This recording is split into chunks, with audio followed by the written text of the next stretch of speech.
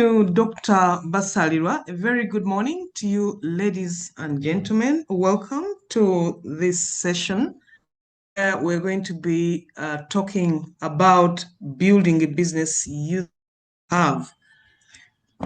Most of the time, people have been crying about resources and the thinking that somebody has to come and provide the resources for them to run a business. And most of the time, people do not look at what is available to them so that they can use it to run the business. Most of the time, we don't look at the environment, looking at what it can provide. It's normally we are always asking what we don't, looking at the environment, thinking that it what we need.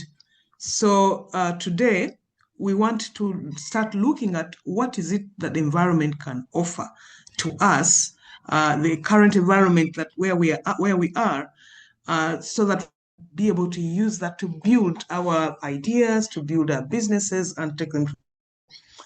And we always talk about innovation, and innovation is not only about what is new, but it's also about seeing value where everybody perhaps sees a problem. To lead us in this conversation, we have an entrepreneur who has been working in the waste management sector here in Uganda. Most of us see waste as a problem disposed of, but our guest today sees waste as a raw material. He's a leader in the waste management sector and is not the kind of waiting for things to be provided, to resources to be provided, but rather he is using resources available within his reach to build his business. And our guest is Mr. Siraje, and is a CEO of Good Briquette Initiative Limited, which is a company that specializes in clean energy solutions through producing biomass briquettes. Some of you may be using briquettes already in your homes or institutions. Mr. Siraje Kamugisha is a board member of Good Briquette Initiative Limited, the company which is, and also he's a member of the Uganda National Alliance on Clean Cooking. He is he's the national chairperson for the briquette producers in Uganda. He is recognized as an expert in fast-moving fintech and supply chain management. He's an active advocate for clean cooking technologies in Uganda and has frequently participated in national campaigns and media discussions to promote environmental sustainability. He specializes in business startups and scaling of in the East African market. He's also known for his operational excellence from the logistics management philosophy, emphasizing the need for manageable KPIs and treating customers as partners. Mr. Kamugisha, we are very honored to host you this morning and to learn about your journey, and so that we can also go and be successful businesses using what we already have at our disposal. Over to you, Mr. Iga. You have 40 minutes. You're going to share, and then we shall also have a question and answer session. Thank you.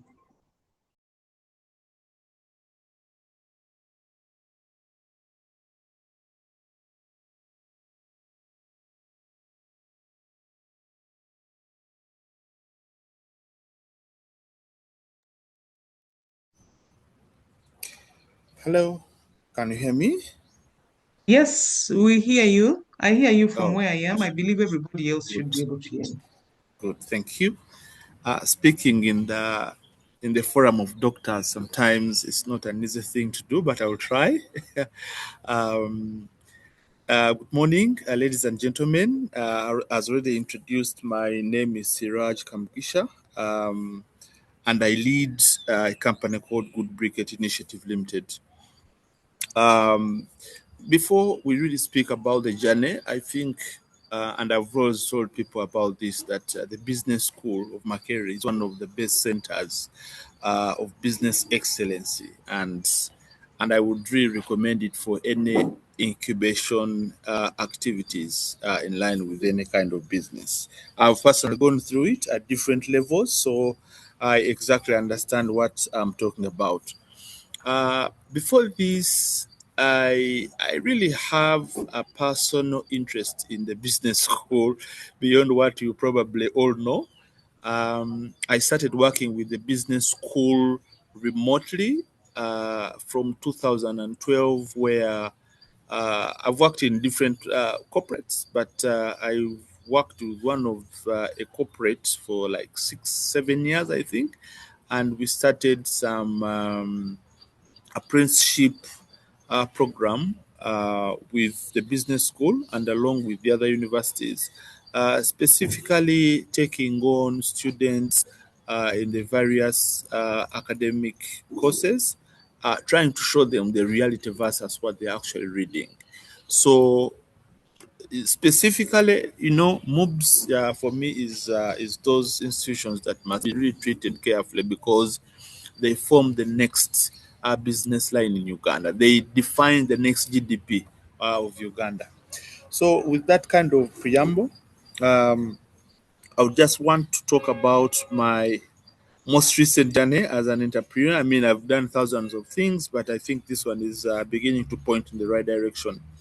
So, in Uganda, specifically in the eastern part of Uganda, in Jinja, we've got lots of sugarcane growers, and I think you've seen lots of tons and tons of sugar being produced in the eastern part of Uganda. We've got companies like Akira Sugar, Kaliro Sugar, Kamuli Sugar, GM Sugar, Lugazi Sugar. So all these are located in the same area. It means that if we are producing sugar from sugarcane, sugar is produced by squeezing juice out of sugar. Now the question is that where do we put the rest of the remnants after putting out all the sugar? So it remains a big concern for the environment in which we operate in. So two things: we either burn it, that's number one, and then once you burn it, then of course you are creating emissions and pollution, and of course contaminating the environment. The second option is that we've got sugar producers who are beginning to use it as a source of fuel by burning boilers and then creating that source of heat. Again, that is dirty energy, and of course, I mean, they are trying to reduce that, but at the end of the day, that's that energy, and whatever comes out after burning them, it's not really ash, so it also requires disposing it. So the idea came around that whole story. If you've got all that, and then we cut our trees to make furniture today. We have got cupboards, domestic cupboards, of course, where you have got to cut trees. We import a lot of gypsum to do that. Uh, Toilet papers are also the requirement or as an essential product in Uganda. And all these things, in one way or the other, relate to a tree. And for me, I started looking at a sugarcane as that mini tree, which, if I think scientifically studied, can try to start defining now functionally how do I start getting all those things that a tree can give me, but from a sugarcane tree. But of course, I am also a writer. I write a bit of some concepts here and there. Um, and along the way, of course, the writing gave us a common interest, which was really energy. So, so now energy, I started asking questions. How do we use the waste that is available right now? A lot of free waste that is available right now to to define a cooking solution that is but also consistently available and does not affect the environment. And therefore, we started using sugarcane burgers, which are basically the shredded sugarcane that come out of factories, uh, undergoing the pyrolysis process, which someone else can call burning under suffocation or carbonization, to come up with biochar, which we later compress to form a briquette. And now that is the new source of energy that is cleaner. We are producing a source of energy that burns twice as long as charcoal. We are producing a source of energy that is smokeless. We guarantee no smoke, not a little smoke. We guarantee no smoke in our in the cooking experience that users are actually having with our cooking solution. And then we also that this solution, the cooking solution, is consistent in quality because the production is monitored and more automated. Um, it is 30% cheaper than charcoal. It means that we are trying to take away the motivation of users cutting a tree to produce a cooking fuel. So so far that's like the intro of the journey.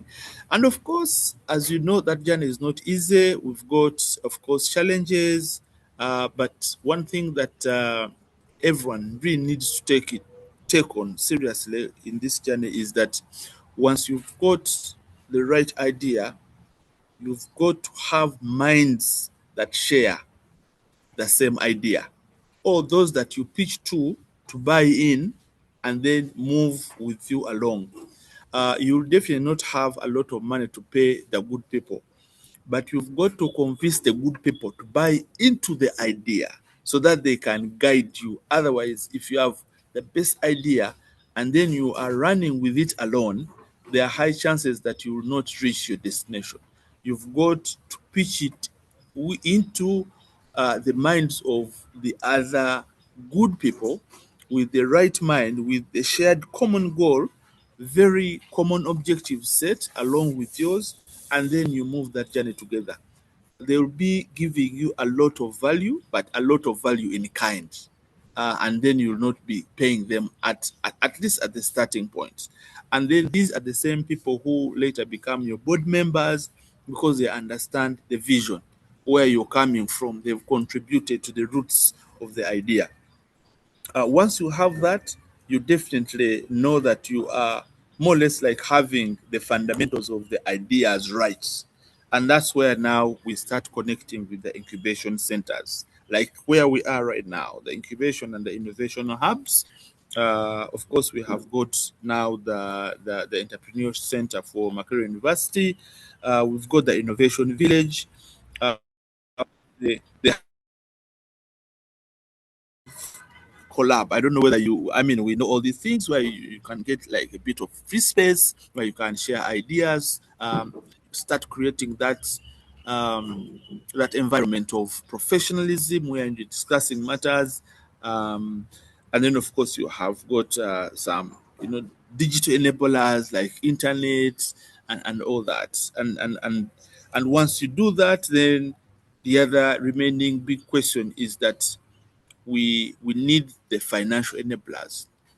Now, speaking from the bigger picture of things may not really help, an entrepreneur who is really thinking from scratch. But I think it's very important to start connecting to the realities, especially when you are into our country, Uganda. Um, when we think about the financial enablers in Uganda, most people will, that's the point when they give up. They'll say that, okay, I have got this very beautiful idea, but definitely I have no money. I'm not bankable. Commercial banks cannot trust me.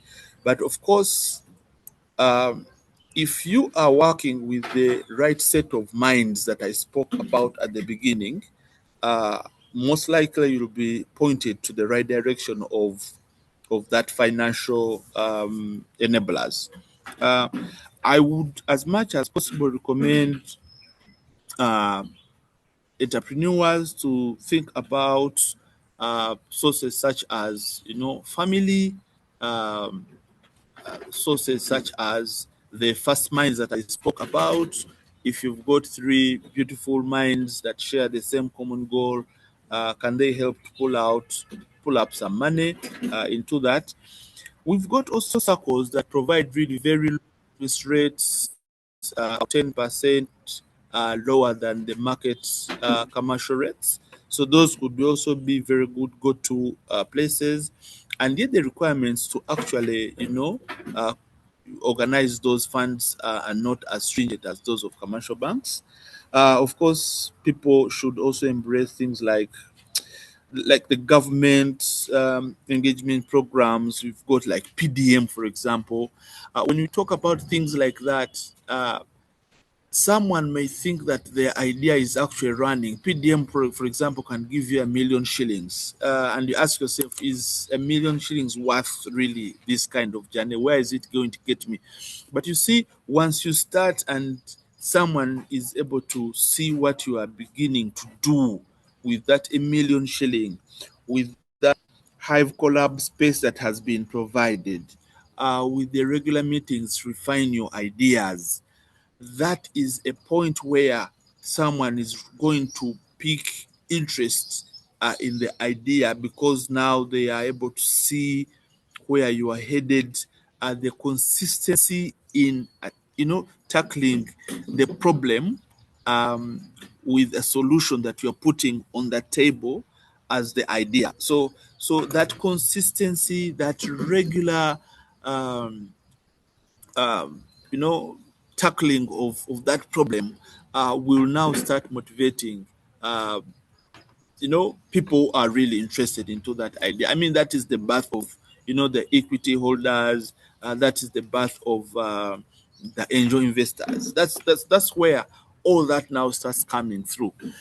The challenges that you usually have as entrepreneurs, especially if you've got a big mind, is you see things in millions of dollars, you see investments in millions of dollars, you see profits coming through in the first 6 months of your operations.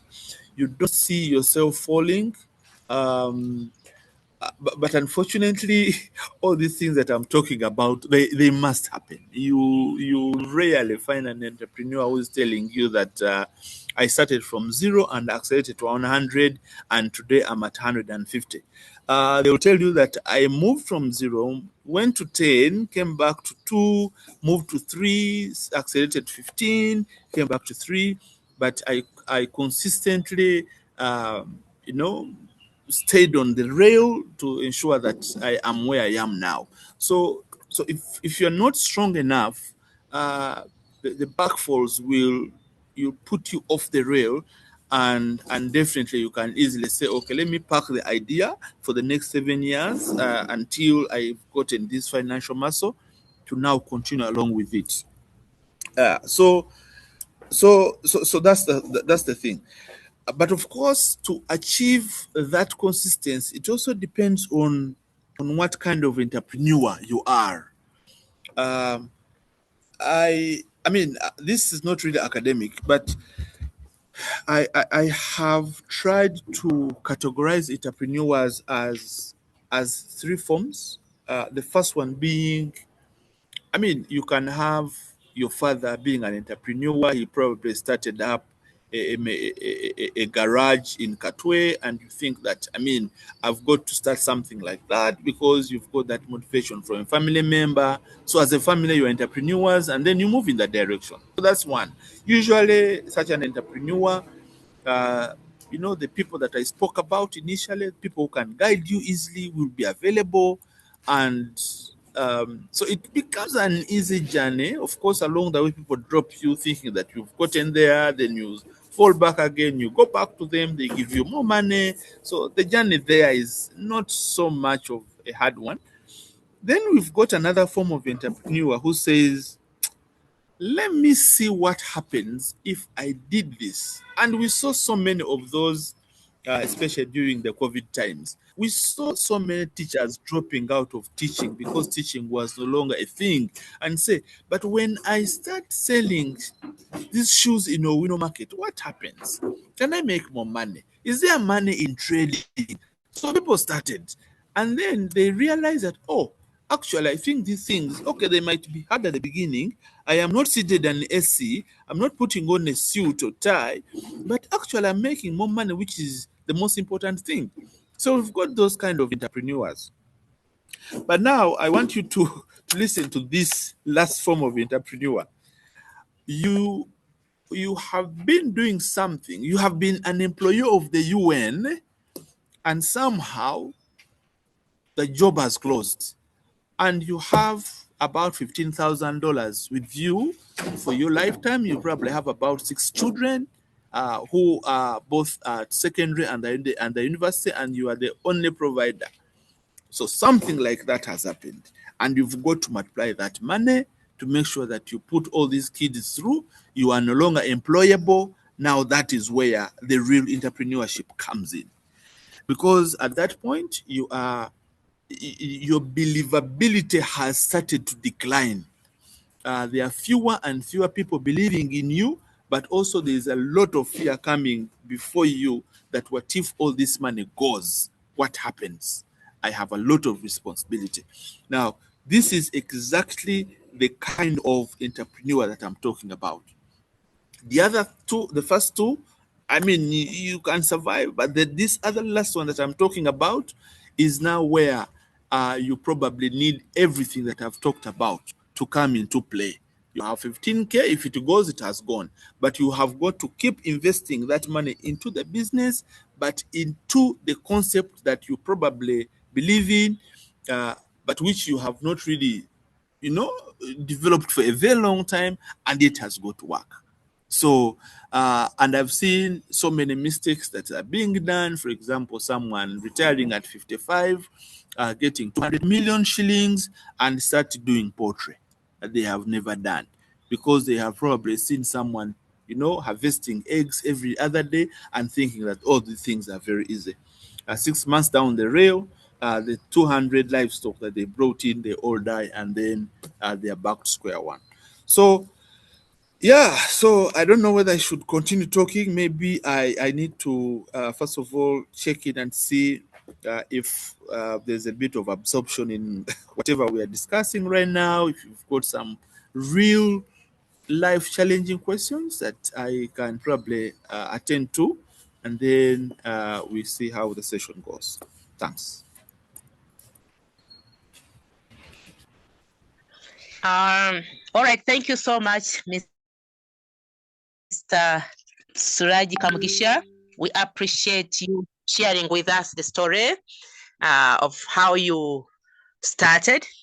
I like the way you started by identifying that there are some resources available, especially in the Eastern region, and you thought of going into utilizing the bagasse from the sugar factories to try and go into waste management. You use the bagasse, turn it into the briquettes, which is a source of clean energy. I like the way you were attracted to that. You've taken us through how you can work with others to be able to share the idea and move on to have something started. You told us how you've been able to link up with other places. You've introduced to us some of the other incubation centers which are available, which you've worked with, and how you can be able to get cheaper sources of finance. Maybe team up, you can be able to get from the family members, you can get from people with similar mind, you can also go to circles where there are lower rates. I know this is very exciting, and people logged on here have picked a lot from you. I'd like to invite Mr. Caesar Ojok to take us through the Q&A, and we'll see how further we can interact with Mr. Kamugisha. Okay, thank you, Doctor. Thank you, our presenter. of the day for the wonderful insights you've given us into this topic of, using what you already have. So, dear our listeners, it's about that time that we get to interact with our presenter by asking maybe any questions or concerns or things that maybe you want clarity on. And we have three ways of doing this. Number one, you could use the Q&A section where you can share your question there and I'll be able to read it out to our presenter. But also you can go ahead and raise your electronic hand. And then we'll be given an opportunity to actually air out your question, or you can actually use the chat to also type in your question and I'll be able to read it out to our presenter. So straight away, let's get into it. And I think we already have a question in the Q&A session. Somebody saying, this is from Claire, who is saying, thank you for the presentation. Kindly throw more information on how to protect the idea as I get in touch with the right minds. Yeah, okay. I think Mr. Kamugisha will be able to share this quite well. Yes, let me see in the chat as well. Somebody, this is from Esther, who is saying, thank you, Mr. Siraje. Can you please share where we can find your products, the challenges you've encountered in setting up, and how you have navigated these? Please, how do you think one can deal with angel investors that look out for their personal benefits more than shared gain with the original business owners? Yes, Mr. Komogisha, I think you can start with those two as the others come on. Thank you. Thanks so much, Claire. This is a very interesting question. How do you protect the idea as I get in touch with the right minds? So, two ways, and you've got to pick the right position at which you really want to be. If the idea is too young and you have no intention to consistently move with it at the time, I think you hold it until the time when you have the right-minded people around you. And I'll give you this example. We have a lot of the e-logistics companies that recently were in Uganda. We have, I think, Sandy. We have, Jumia is also one of them. But let's just talk about Sandy. So Sandy is an e-logistics company, and what they did was to mobilize truck owners, and then they contact customers. So Sandy was like a go-between between the logistics and the clearing world, and then the truck owner. So they would move stock, but without owning any asset, basically. So if you look at that idea, someone, came up with that idea somewhere, and they looked at the opportunity which the big clearing and forwarding companies have, but the muscle to own a truck and invest in a truck was very expensive for them. So they said, okay, let me not own the truck, but I can, of course, invest into probably having a clearing license. And that's all that I need to move cargo. So let me subcontract the truck owner and then use my clearing certificate and income and then move on. So, but at that point, if you release the idea without, for example, getting the people who are going to be coding for you the technology behind managing that business, because that is a tech business, 100%, it is likely to be stolen by someone. However, you would need to know that if, for example, you do not have the money and then you have the idea, you've got to have people surrounding you, about 3 or 4 people, right? Similar minded people that you can share this idea in confidence, make them a part of you, show them how they benefit from the whole idea, and then start moving. You will need some bit of connections here and there. For example, you need to secure a license. You need to have that knowledge base. Where do you go to? People will ask you those questions. You can also choose to release the idea, but then do not release the core engines of the idea. So, but the idea somewhere will go out there will be no person to really take on that idea until you have shared the whole of it. So sharing the idea is completely fine, but you need to know the extent of sharing the idea. I'll give you an example as well. Today, I'm doing briquettes, and I've just shared the idea of briquettes, where I got the idea from, but I have, for example, not shared the business formula. Okay, so the business formula now remains the core of the idea. So even if you actually chose to start doing briquettes tomorrow, which is not a bad idea, you may still not come up with the same briquette that I'm producing. So if I'm producing quality A, chances are that you will not move at the same pace as I'm doing. So Claire, I don't know whether I have answered your question, but your question is twofold. So you need to know at what extent you unfail, because it has happened, but to who and to what extent. Yes. Let me go to Esther. Esther, you asked, thank you, Mr. Siraj. Can you please share where we can find your products? One of the biggest challenges, so not to just answer a place, but one of the biggest challenges that we face when we are doing product is the go-to market and basically the distribution. So you've got to be careful when you are running your distribution strategy to be smarter and yet available and cheaper. So you've got to run a strategy that is cheap or affordable to reach to your last mile or to reach to your next customer.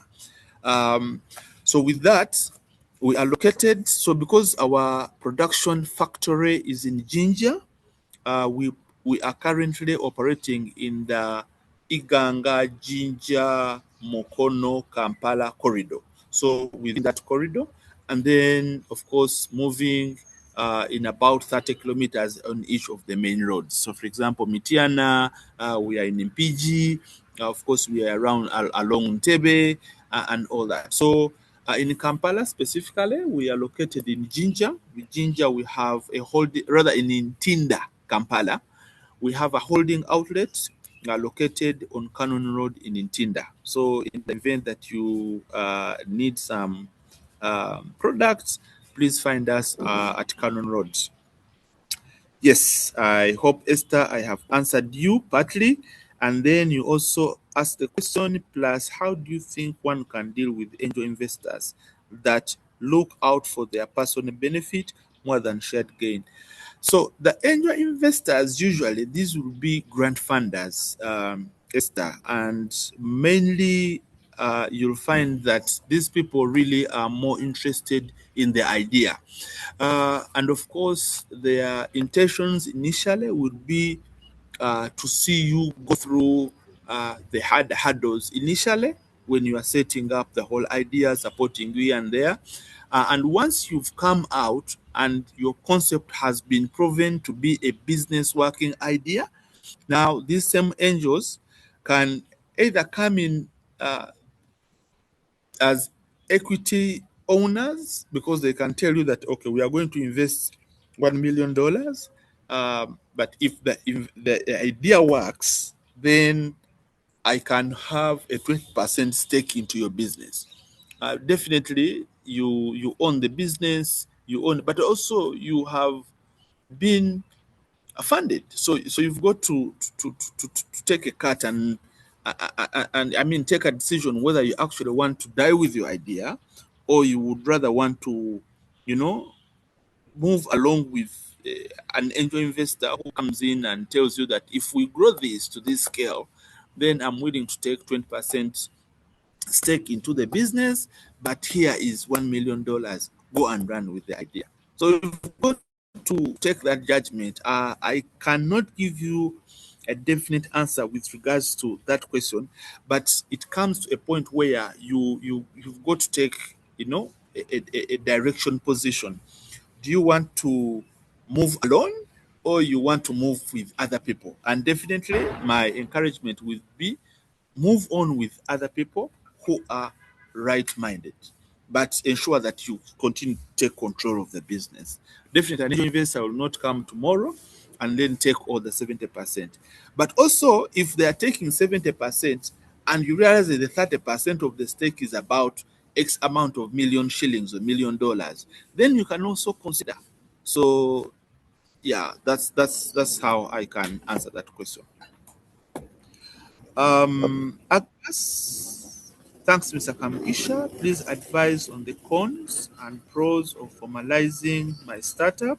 Because for me, it seems when you go formal, it's more headaches to the business. And thanks for sharing. Yes, for starters, we have got the Uganda Registration Business Bureau, URSB. So here you can register your business at a business name level, not as a. So if you do register that, then you have started. I think you get a business registration name number, which you can now formalize. Now, from there, if you get more money, if you start engaging into bigger activities, you can take it on now to become more of really a business, a company, limited by whatever you want to call it, whether by shares or guarantee, depending on what direction you want to take.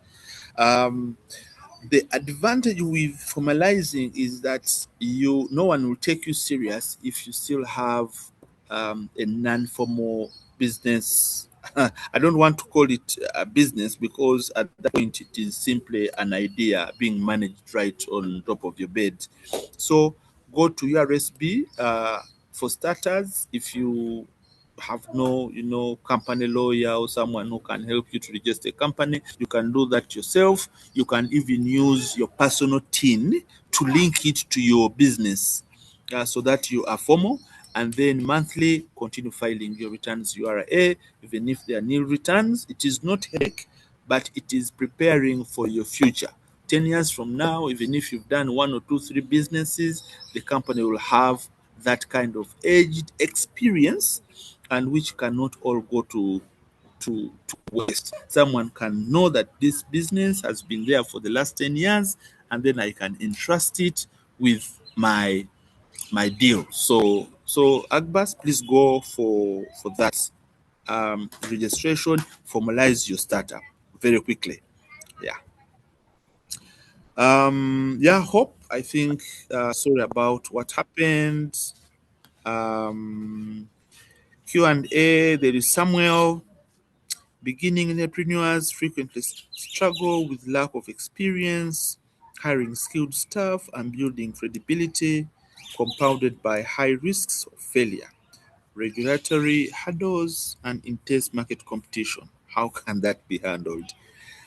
Samuel, at the beginning, I spoke about having the right team surrounding you with the same minds. These people will be most likely skilled in different areas, will have different experience levels. These are the people who are going to be directing you in the right direction. So the part of hiring skilled staff will initially fade away, because you'll probably have a friend who is a lawyer and can guide you about something that you are getting yourself into. There will be someone who is uh, a finance model builder, someone who can help you build your finance models, and then tell you that, for example, if you incur here and there, your CVP will be skewed in this direction, so it'll take longer to realize BEP and all that. And all these things can be done initially at zero cost, but it depends on the direction that you take. Some entrepreneurs want to be selfish, and they think that they can mind their own idea and then probably die with it, become the same, become the lawyers for the idea, become the financiers for the idea, become the financial advisors for the idea. You cannot be all that. But if you have a small mind, you can choose to do that and then probably materialize in 10 years, instead of working on the same idea the right way and materializing it in 2 years. So again, it's the direction that you take. And this is very common, by the way, in Uganda, where people think that they can do everything by themselves. So share the idea, but share it to the right people, and know the extent at which you are sharing the idea, of course. So building credibility, compounded by high risks of failure. Entrepreneurship, there will be some level of failure. But again, if you are surrounded by the same people that I'm talking about, you realize that there will be those mistakes that if you did not have these people around, you will definitely get yourself into them. But if you have the right people surrounding you, there will be some degree of of of certainty that you'll definitely get yourself into with the guidance of these people. Regulatory hurdles, these ones must be there. You've got to formalize your business. You've got to continue filing your returns. For example, if you're having a startup, you can try to do some bit of some external audits so that when an angel investor comes and is asking you, how have you been in the last 3 years, you're able to tell a story on paper that has been certified. Most of those stories beyond the idea must be on paper and then certified to some level. Now, these things, someone can say, but where do I get all these people, the certified auditor? Now, when you come to these incubation centers, they should be able to direct you and guide you where you can find these services. Intense market competition, you must get the business fundamentals right. The business fundamentals question is, and you need to listen to this, how is your idea different? Or why will a customer choose me over the other? If that fundamental question is not rightly answered, then you really have a problem with dealing with market competition. But you've got to have a solution that you believe to be uniquely answering a question. Once that is there, then I think you should not be having a problem at all. Okay. The other thing that I'm having, good morning, thank you for your guidance on developing an idea. How will I know that the idea is viable and what is the right time to put it into action? Viability is believability. You've got to believe that the idea that you're putting on the table is solving a problem in the market. So, and the problem has got to be available. You must be able to see the problem easily. If you are looking for the problem in so many layers, then the solution most probably that you are putting on the market is not the right solution. So that idea probably will be not a viable idea. But the problem that you're solving must be identifiable right on the first, second, third layer by everyone to buy into your idea. So that is I think that is how I can advise you to the extent of if your idea is viable or not. When is the right time to put it to the action? I think this is also something that you as a person or as the owner of the original idea must put up. So you know that now it is right. I have got the time to work on my idea.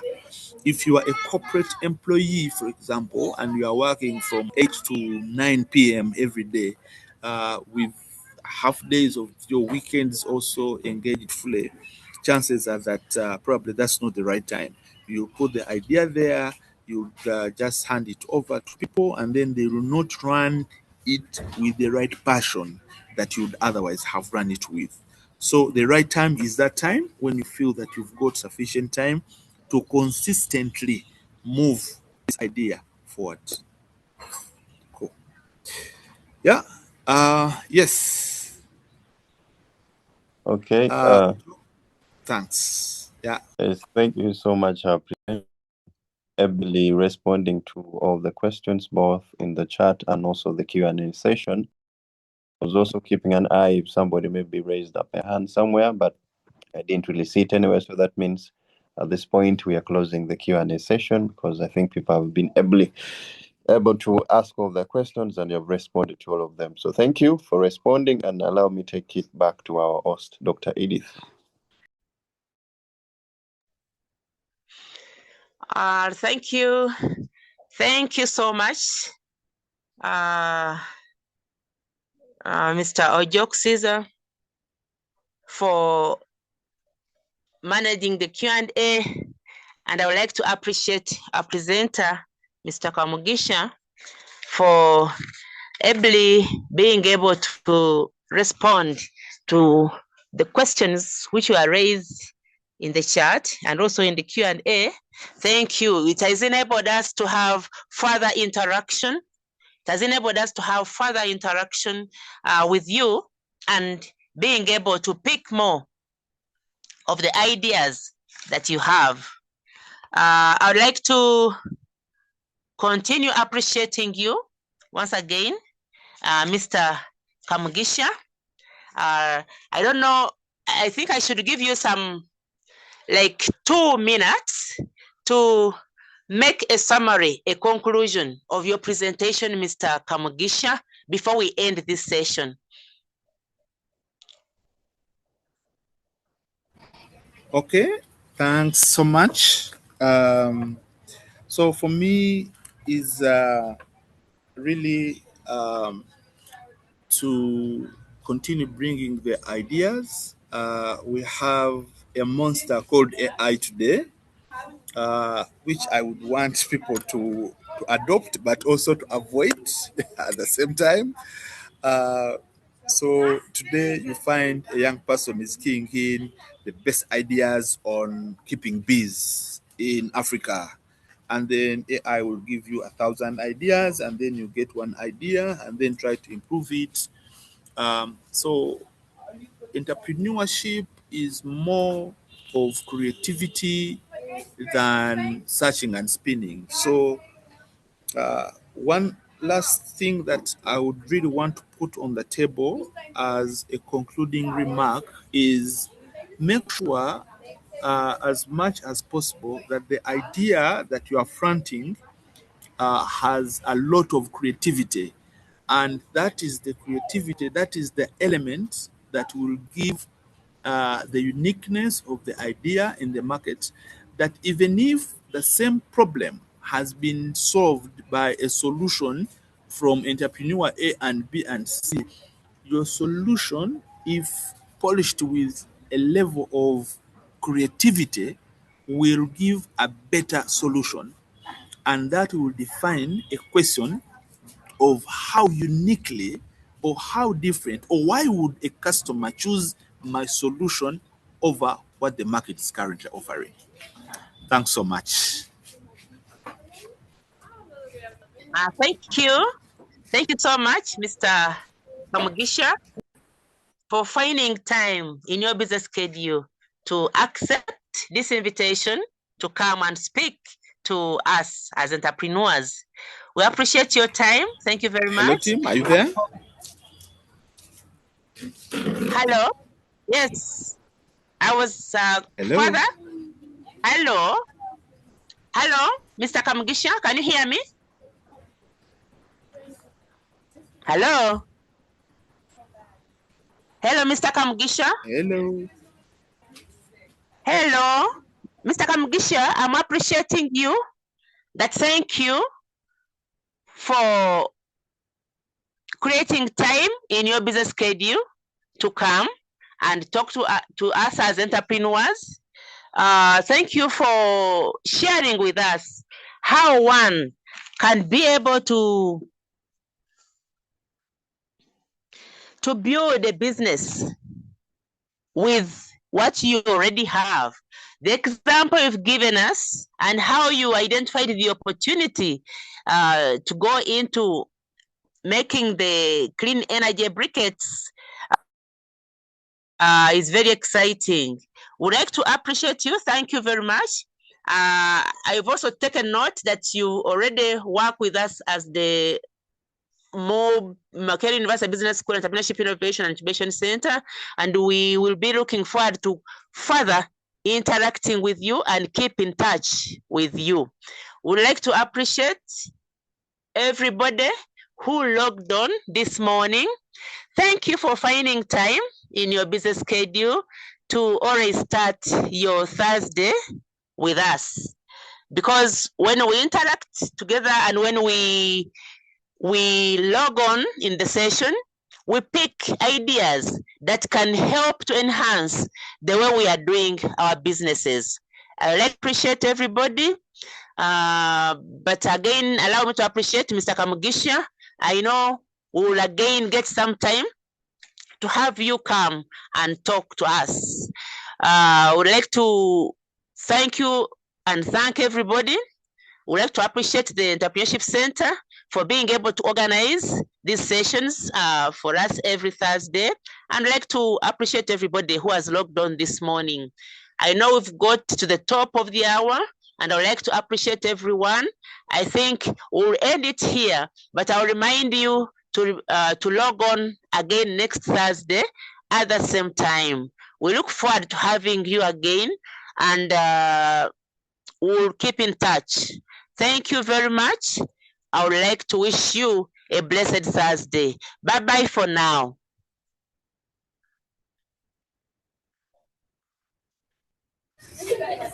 Bye. Thanks. Bye. Bye, and thank you. Thank you so much, Mr. Kamugisha. Yeah.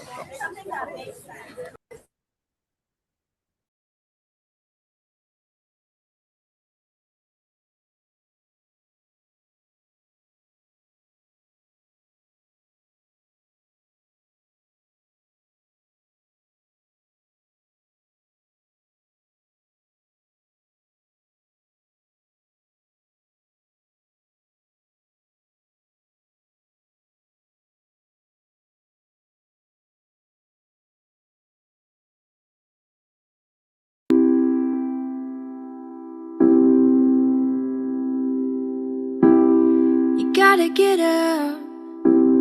You gotta get up and make a move. 'Cause the world will never see you until you do. No, they don't really care what you're going through. So you gotta show them, baby. You gotta show them the real you. You gotta give them what you've got. No, don't let them see what you're not, 'cause you are strong. You are wise. You are worth beyond 1,000 reasons why. And you can't be perfect, baby, 'cause nobody's perfect, darling. But no, no, no, there's nobody in the world like you.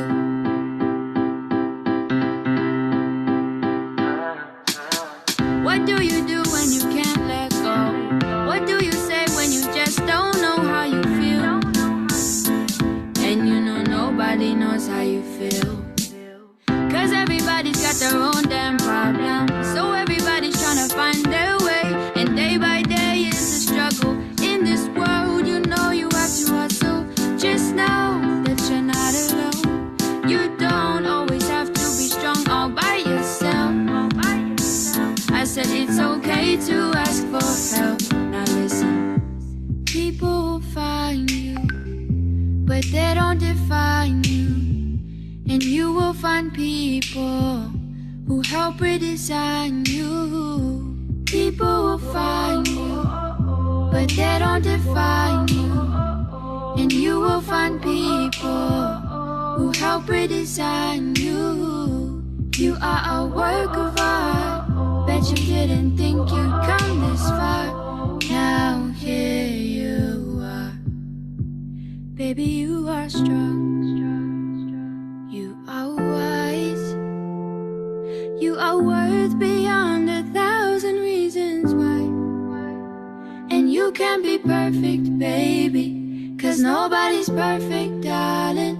But no, no, no, there's nobody in the world like you.